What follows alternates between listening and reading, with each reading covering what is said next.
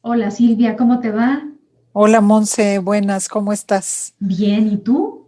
Bien, también aquí con mil cosas como todos, Sí, pero bueno, caray. pues hay que enfrentar, dar y hacer, llevar a la acción, porque si no, Sí, ¿verdad? Tenemos que hacer algo al respecto y movernos, ya que hemos hablado tanto de esta parte de las emociones, de conectar con nuestro centro, vaya que sí es importante.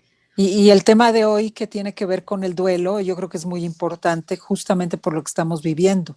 Sin duda alguna, y por eso pensamos en esta ocasión, para esta semana, Silvia, un primer video donde vamos a compartir con todos y todas qué es el duelo, algunas definiciones o acercamiento a una definición para no encajonarnos en una sola cosa, hablar de las etapas, varían los autores, aunque en términos generales esencialmente se hablan de las que haremos mención, y en un segundo video ya sobre algunos aspectos que queremos también compartir con respecto a cómo superar el duelo. En este orden de ideas, Me Silvia, parece muy fíjate bien. que me encontré aquí ni más ni menos que de Shakespeare en su obra Otelo, esta frase dice: el pesar oculto, como un horno cerrado, quema el corazón hasta reducirlo en cenizas. Wow. Ajá. El pesar Entonces, oculto. el pesar Ok. oculto, como un horno cerrado, quema el corazón hasta reducirlo en cenizas. Entonces, el duelo hay que vivirlo, cada quien como pueda vivirlo. Hay ciertas generalidades, tal vez vamos a decirlo así, pero creo que es un evento muy personal. Y como estoy segura que tú, que en eso eres una maestra para averiguar el origen o dar cuenta de qué nos dice el hebreo, qué nos dicen otras lenguas que le dan un significado más allá de lo común, yo comparto simplemente desde la etimología. Hay que aclarar en primer lugar que la palabra duelo es un caso de homonimia, esto es que hay una coincidencia en su escritura, por lo que los dos significados principales derivan de sendas raíces distintas. Duelo, enfrentamiento entre dos personas, tiene la misma raíz que velum, guerra, en su forma más arcaica. Y duelo, luto, proviene de la misma raíz que el español dolo, del latín dolus. Dolus adquiere el significado de dolor. Un duelo ha de ser esa etapa caracterizada por el dolor de haber perdido a un ser querido, aunque más adelante vamos a ver que también puede haber duelo por otras cosas, Silvia. ¿Cómo ves? Súper interesante porque aunque el enfrentamiento entre dos y guerra, como dices, una se me va Homonimia. la homonimia, Uh -huh. este, me parece muy interesante que sea guerra porque de alguna manera el duelo es una guerra interna, ¿sí? De ¿Verdad que muchas sí? emociones, de muchas fuerzas emocionales, esto que leíste de Otelo, de quemar el corazón si se queda un pesar oculto. Y eso es lo que nos pasa con los duelos no resueltos, con la no aceptación de las realidades que fueron dolorosas y que nos implicaron una pérdida, una muerte de algo. Y fíjate, también en otras etimologías tiene que ver con sufrir y penar. En griego, me llamó mucho la atención que en griego y en hebreo está como muy puntual y sencillo, sin más.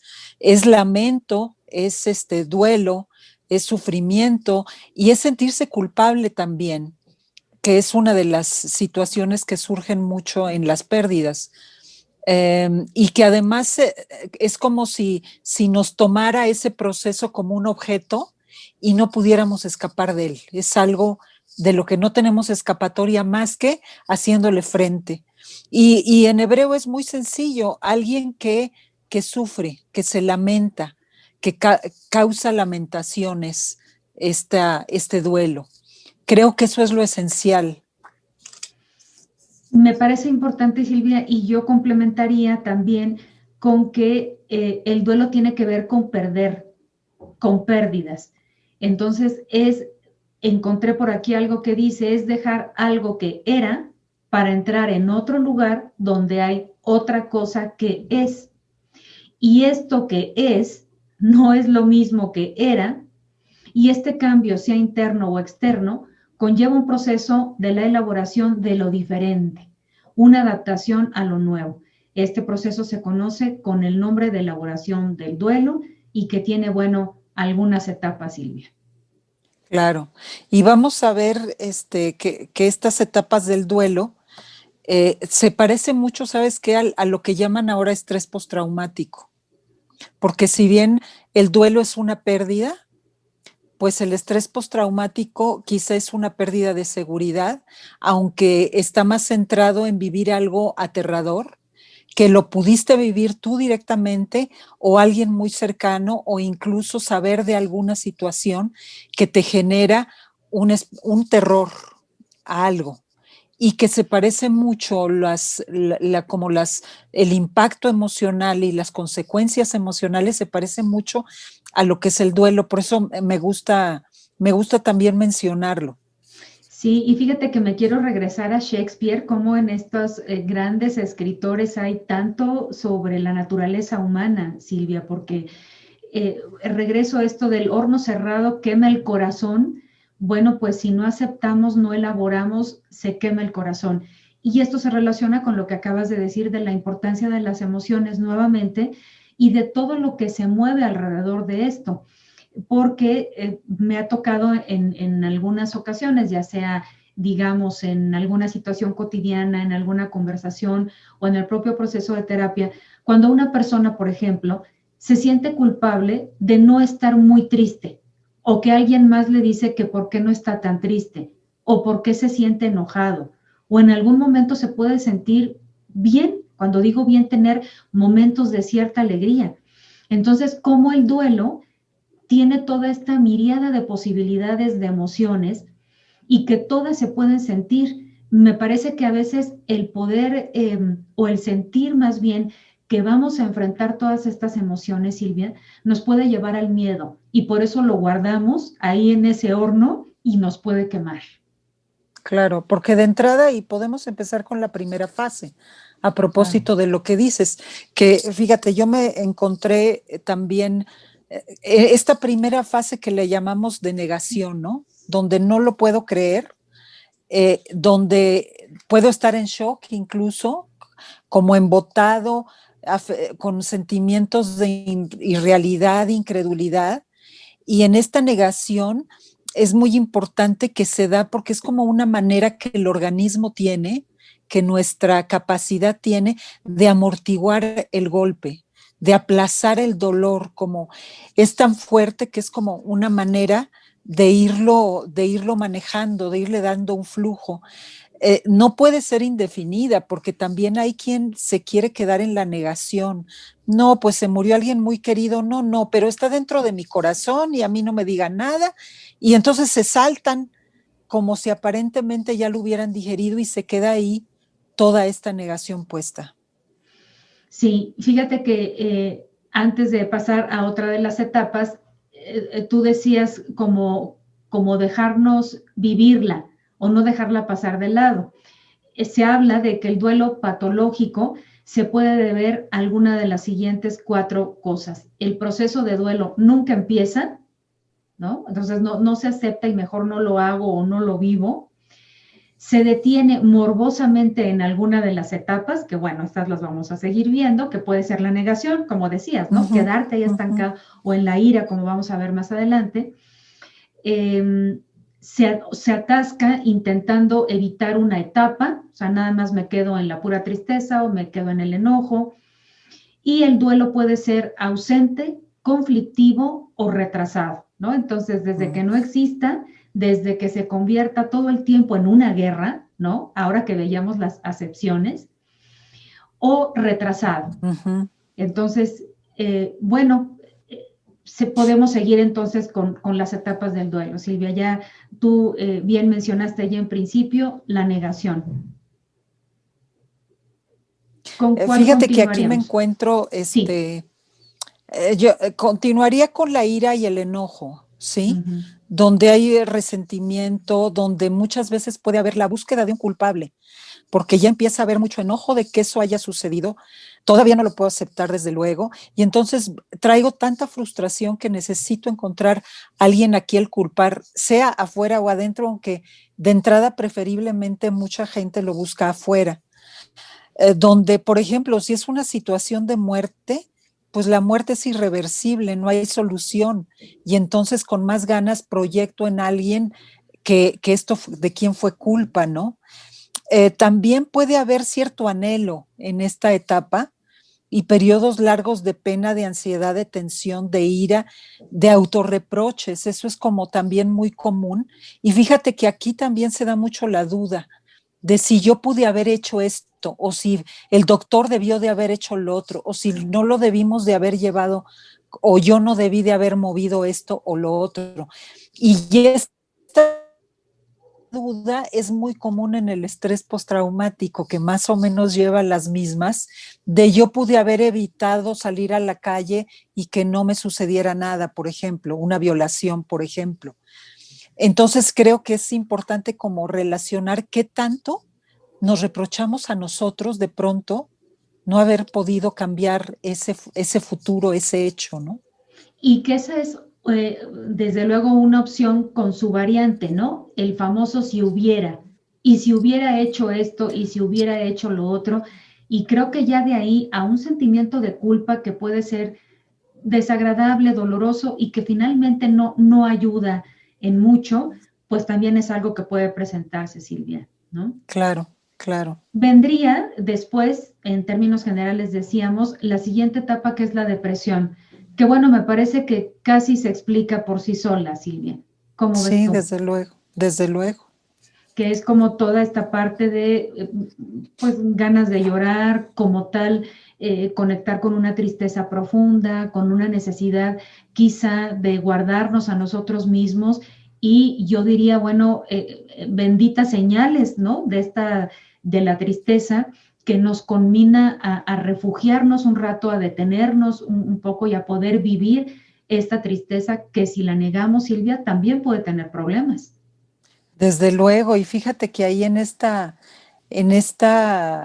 depresión, digamos, como que puede haber mucha desesperación, mucha apatía, perder el deseo de cosas, no ver un futuro, que nada te mueva y te puedes incluso aislar muchísimo y decir que tu vida ya se acabó, o gente que incluso empieza con ideas de suicidio, de irse atrás del otro o de morir por algo que perdió, que significaba mucho para esa persona.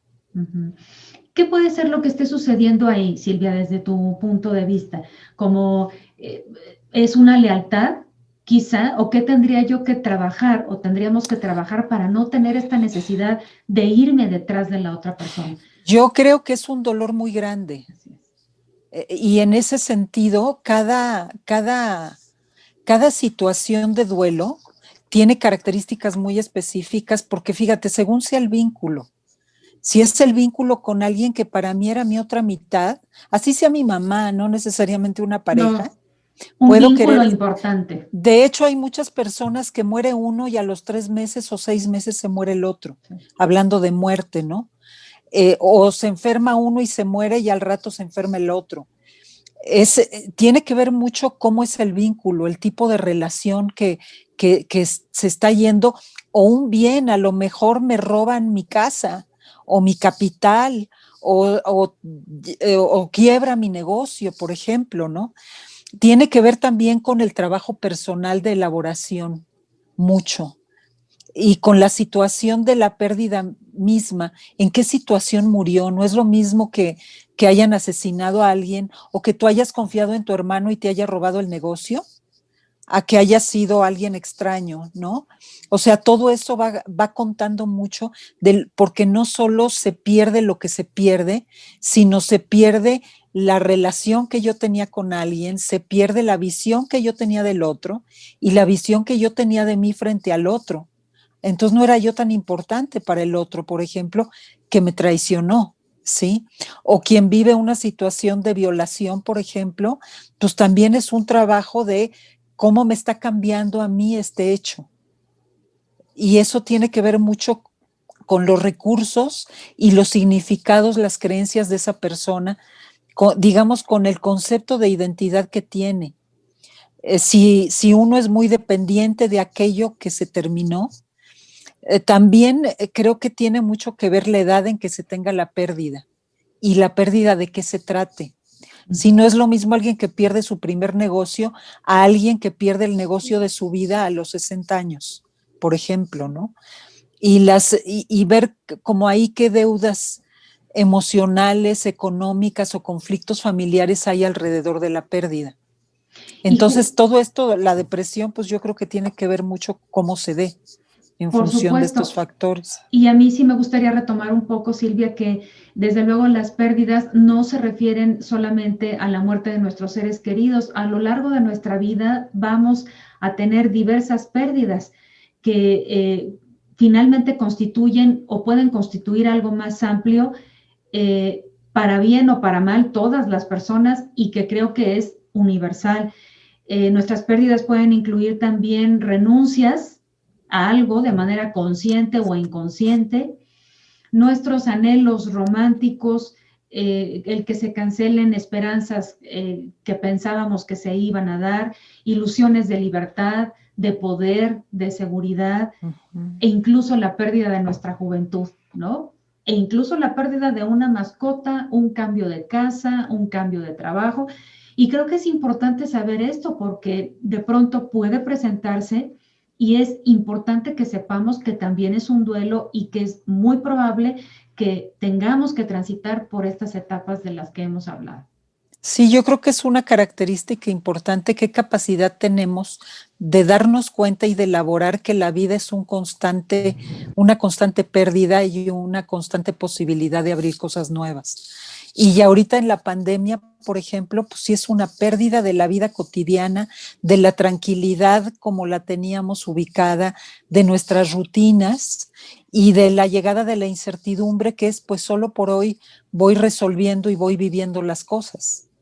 Sí, sin duda, Silvia. Y esto pues nos hace llegar a la última etapa, que es la de la aceptación. Y un poco platicábamos antes de empezar a grabar este video que precisamente a partir de la aceptación continuaremos en el siguiente video donde ya hablaremos como tal de cómo superar el duelo, compartir algunas cosas de qué es lo que podemos hacer para superar el duelo. Claro, y esta como una característica, por ahí hay un libro que dice las pérdidas necesarias para aprender a vivir, algo así. Sí, Y es que tanto sé transitar y fluir en la vida, pues las así es. pérdidas nos van diciendo cómo. Y nos pueden enseñar muchísimo también, Muchísimo, ¿verdad? sí.